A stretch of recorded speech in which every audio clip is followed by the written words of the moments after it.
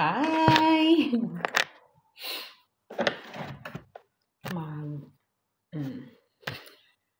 Hihiwa ako ng orange. Kasi katatapos lang ng halos 1 week.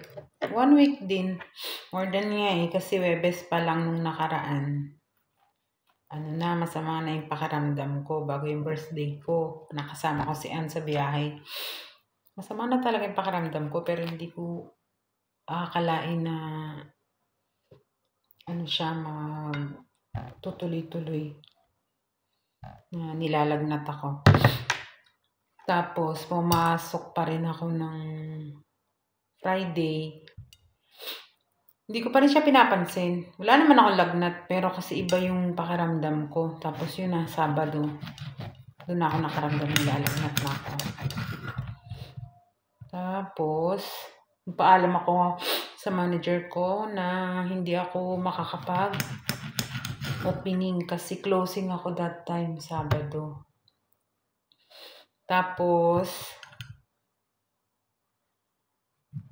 Lunes, ako na mismo din nag-request na mid-shift. Tapos Friday, wala na. Ay, Friday. Ba't naman sa Friday? Lutang ang putik. Tapos, hindi ko na natapos yung duty ko nung Monday. Umuwi na ako. Ahead siya ng 2 hours. Yan. Tapos, Martes, hindi na talaga ako pumasok nun kasi wala na talaga. Hindi ko na kaya. Kahit na hindi ganun ka-busy. Pero kasi, ewan ko ano-ano ng katawan ko. Tapos, pumunta ako ng Rigay Health Clinic. Hindi naman daw sila Natandaan ko rin naman yun noon, pero nagbabaka sakali lang ako na, siyempre, para lang makapagpahinga din. At hindi ako ng absent, hindi maibawas sa sahod ko yung absent ko. Pero nagpaalam ako kay Mrs. Nadine na if ever hindi ko siya makaya, hindi ako makakapasok pero may dala akong sick leave. Yun. Kaya, miretso na lang ako ng dun sa Andalus. Pa-check up ako. Yun. Tapos bumili din ako ng mga gamot. Tapos may iniinom akong powder na tinitimpla. 3 times a day. Masarap siya. Sarap siyang inumin ng ginhawa. Yun, awa ng Diyos nung pagkainom ko talaga. Okay yung pakiramdam ko.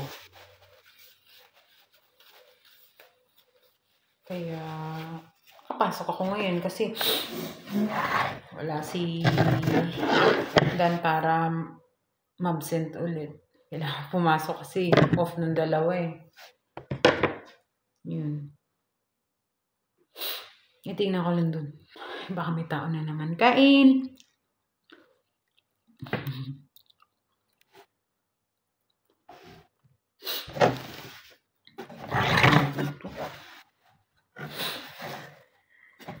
Orange!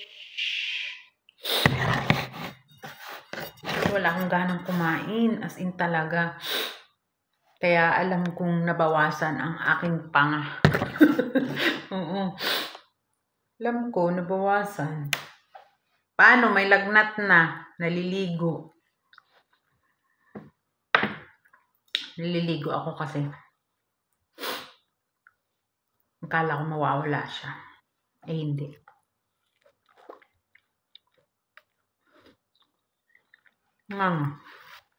Sobrang hirap. Sobrang hirap magkasakit.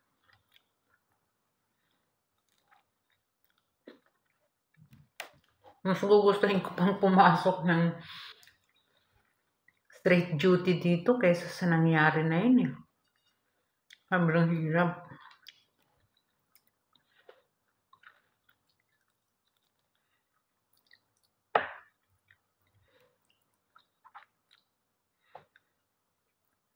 Bago ako umuwi nung Monday na yun, kinainan pa ako dito ni Ann tsaka ni Jeff.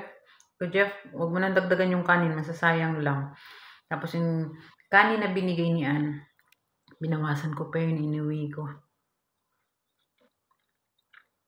But kung na talaga kaya, pinupunasan niya na lang ako. Well, thank you, Ann.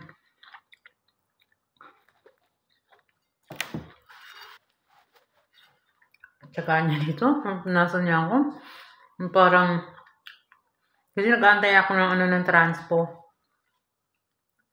Kahit pinayagan ako ni Miss din mga, pa lang yun eh, past 5. Eh, ang uwi ko, past 5, mga 5:10 pa lang yata. Ang uwi ko kasi 8 pa dapat ng gabi. Tinanong ko si Aswin kung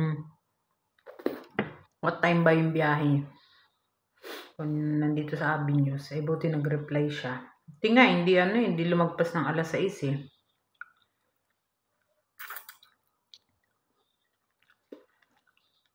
Just para lang din ako mag-taxi kasi nantahan lang din ako ni Aswin. Nagpaalam kasi ako, nasabi ko may lagnat kasi ako, kaya ako nag-sure ba na na may transpo.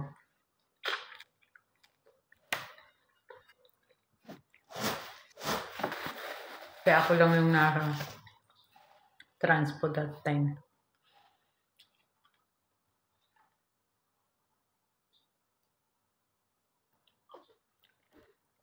Buti nga may customer na ako kanina eh. Yung sundalo. Lagi siyang nabili dito. Ang nabili niya yung duo. Man and woman. Na 6 na Arabic coffee cups. 24 KD. Tapos isang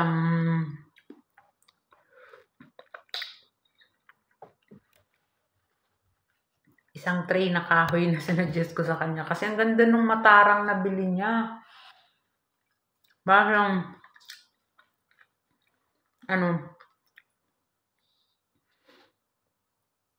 parang kahoy. Nagustuhan niya nung inilagay ko lahat sa mesa, tapos pinatong ko din yung mga gahanap kami ng talagyan ng sweets or at least candy jar, walang magtugma. Meron, pero kasi hindi ko sinuggest. Ang mahal kasi. May mangkok lang na ganun, Parang kainan lang yata sa atin ng lugaw. Ganun siya. Magkano ang isa? 38 KD. Hindi ko naman expected na magugustuhan niya pa yun. Sa dami ng sinuggest namin na, alam mo yung mix and match, hindi siya magtugma kasi nga dahil doon sa, syempre, sa tray na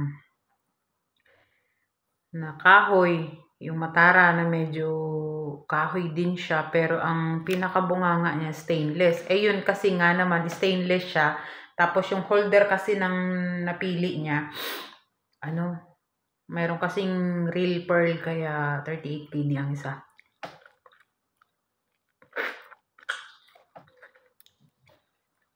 Kala ko pang regalo. Mostly kasi, pagpupunta siya dito, for gift.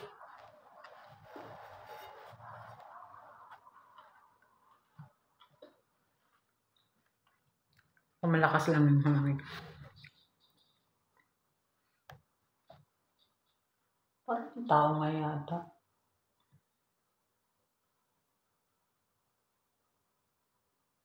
Baka nagbago ang isip, huwag nang pumasok.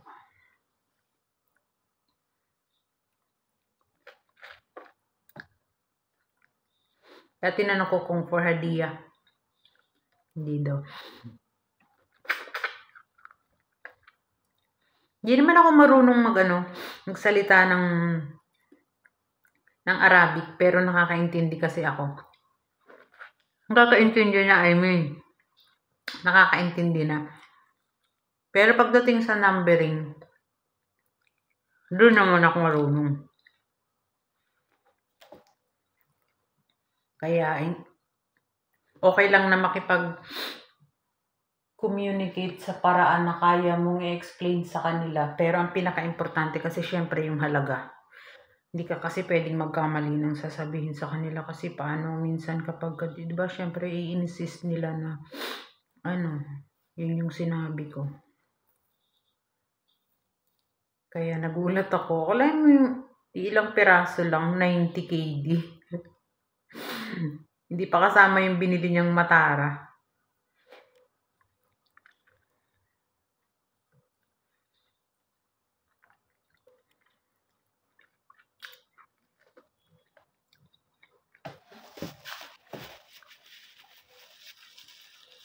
Masakit sa ulo pa, pero hindi na siya kagaya ng mga nakaraan na masakit na ang ulo ko. Nilalagnat ka pa. Tapos konting ubo.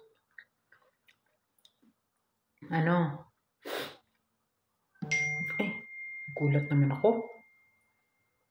Konting ubo, sasakit ang... Ay, nako.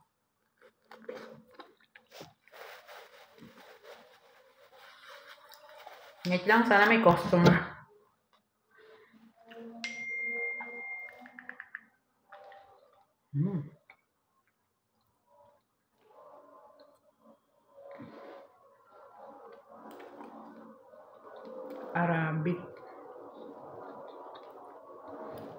Arabic, nagtatanong siya. Yan. Tatanong siya kung magkano.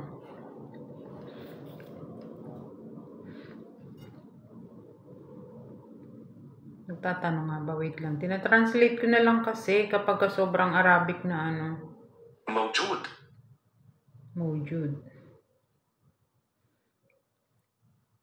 Wala na kasi to. Tinatanong niya kung meron.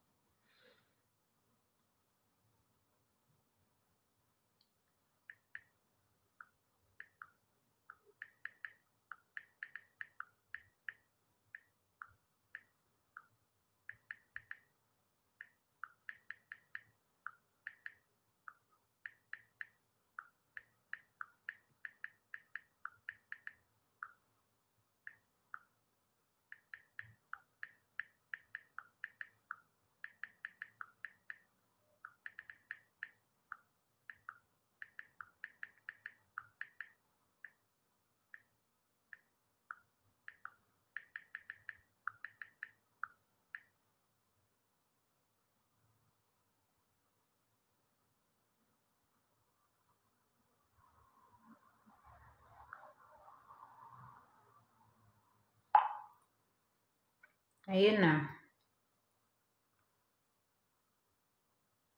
Sabi ko, hi sir, good evening. Sorry, this is out of stock now, but once we have it again, we will message you. Thank you. Ang gagawin naman yan, ikakopy niya rin, tapos ita-translate niya rin. Kala ko ibang Arabic. Yun, ganun yung binili ng kanina, Arabic coffee. 6 na piraso, pero kasi ibang ibang design, pero same brand. 6 pieces, 24 KD.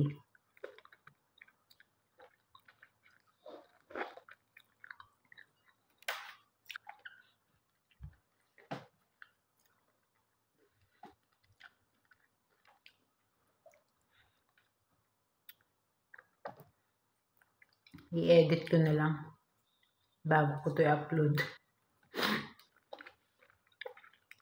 Siyempre, maiinip yung mga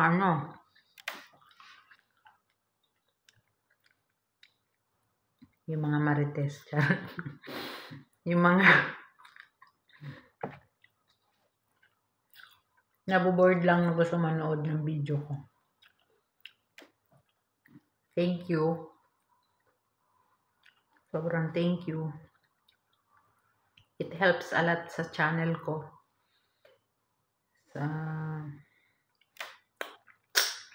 Sarap tong ano.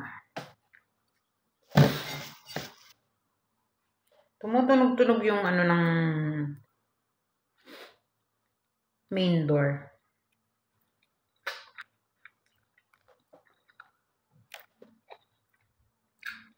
Minsan kasi, hinahawakan din ng mga bata.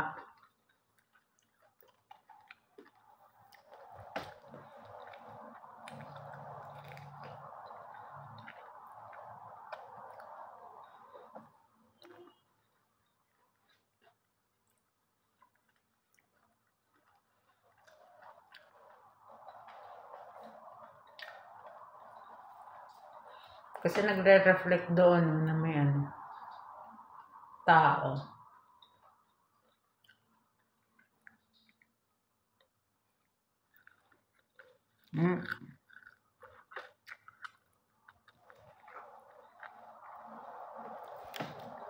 Na-addict na ako dito kumain ng orange. Sarap.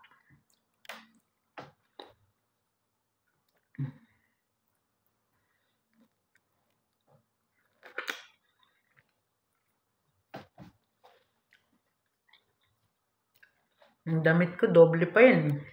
Iba pa akong jacket. Mamaya kasing uwian ko. Lamig na dun, lalo na dun sa antayan ng transpo. Lakas ng hangin.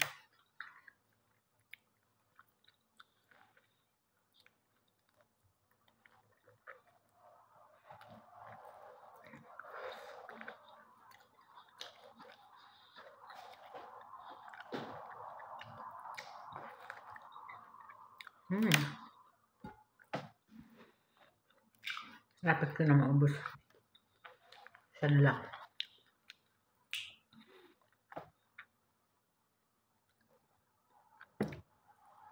Sarap.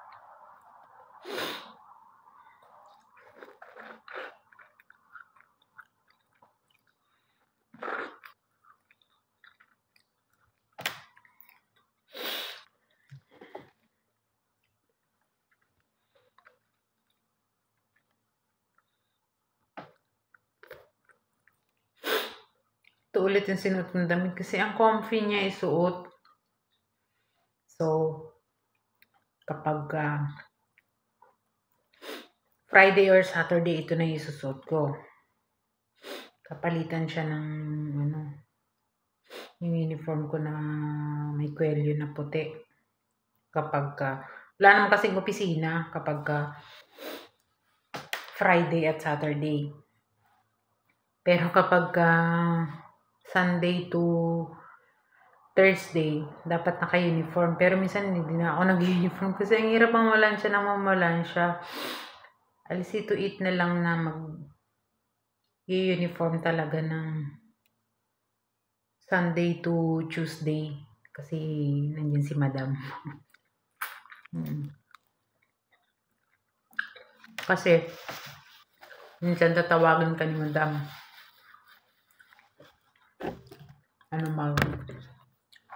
Hawak ng mga item habang pinipicturan niya. Kasi papost niya sa Instagram. Kaya kami ni Ann, tutulakan kami dalawa kung sino ang tinawag ni Madam. Kasi minsan, bukod sa tatanungin na niya kung ano yung item na yun, tatanungin niya pa sa'yo kung magkano yung price. Syempre given na alam mo yung yung price. Pero ang alamin mo pa yung yung quantity. Kung hindi naman siya ganun ka fast moving na item, minsan magdadalawang isip ka eh. So dapat may isang naka-ready dun sa kaha. kung ikaw yung katabi ni madam para mag-assist sa kanya na halimbawa, hawakan mo yung kagaya nito, item to, di ba? Ipapahawak niya sa'yo, ganyan, or ipapaganon para mapicturean niya. Ilalayo naman yun sa hindi naman makikita yung mukha mo. Kaya, yun. Tatanong mo na, pasuyin naman ako. Ano ba yung ilan pa ba yung nun, stock nun? Ganon. Kaya kaming dalawa niyan, kapag nandito yung madam namin, yung pinakamayari ng terracotta. Yung manager kasi babait yun, si Miss Lee. Pag nandito yung pinakamayari ng terracotta, nagtutulakan kami dalawa. Ikaw yung tinawag ng madam. Hindi, Annalyn sabi. Ate, tawag ka ni madam. Kaganon yun. Kasi na one time ganun na ako eh. Ate, tawag ka ni madam. Yung pala, Annalyn or parang lang. Wala naman siyang specific na kailangan laging ako or ako ng ako or siya ng siya. Hindi. Kung sino lang bang available na Annalyn, Novi. O kaya Novi, Annalyn. So kung ano yung huling nabanggit ni madam, siya yung dapat na pumunta. Yun lang yung na-notice ko kasi ganun. Ikaw yung tinatawag. Hindi ikaw. Pumunta ka na doon. Yun lang. Kapag ganitong ako lang mag-isa pag Friday kasi nga isang kasamahan ko na sa bakasyon. Hindi nakaka-board. Ayoko din naman mag-ML. Hindi naman naka-online ng kuya ko para yung anak kong panganay para mag-spectate ng mga games. Thank you Lord ng mga laro niya.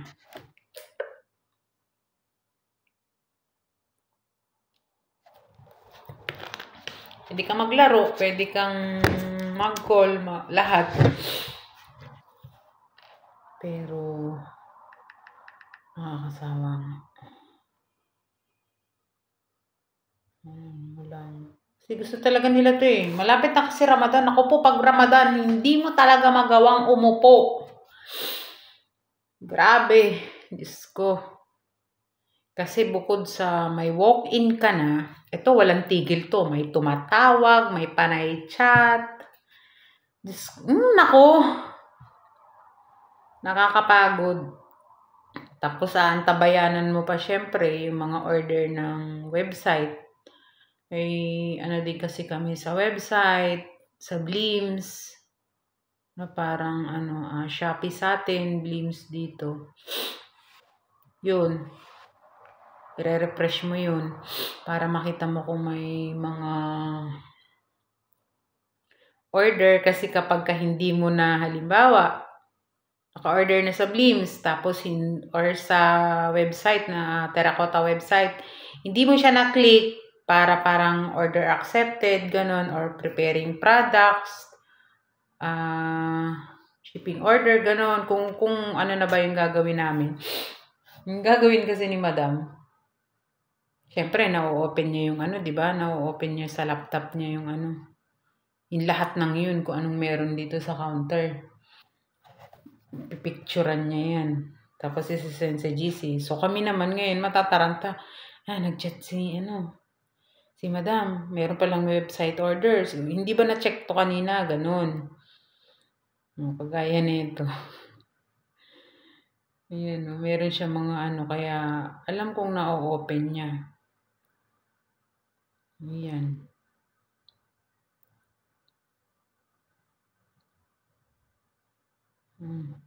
May mga inaano siya. Nakita ba? Malabo siguro kasi meron akong profile. May nakaganon yung buko. Yun, nakikita niya kasi. So, kung ano yung concern niya, wala kang kawala. Tapos, naalala ko pa dati, may customer ako. Malaki naman yung benta ko nun sa isang customer na yun kasi umabot yata yun ng 1,000 KD. Kasi marami talaga siyang binili, 12 bawat item.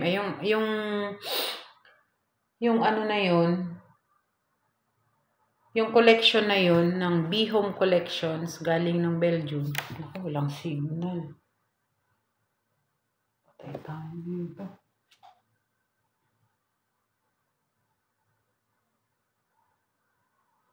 Yung collection na yun. Yun. Pinapak ko. Bago pa lang ako noon. Pinapak ko yun. Alam mo ba? Nakita niya yun. Nakita niya. Pinicturan niya.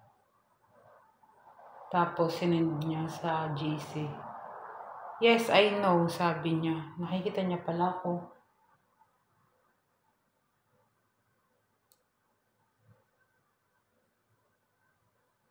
Walang signal eh. Ano gagawin ko sa'yo? Ano na, minsan kasi kailangan naubos ko yung ano. Dati tamad na tamad ako kumain. May pagkain nga ako dyan, pinaiwanan ako ni Anang pero hindi ko maubos kaya iuwi ko na lang. Kasi ano siya, fish. Sa bahay ko na lang siya kakainin.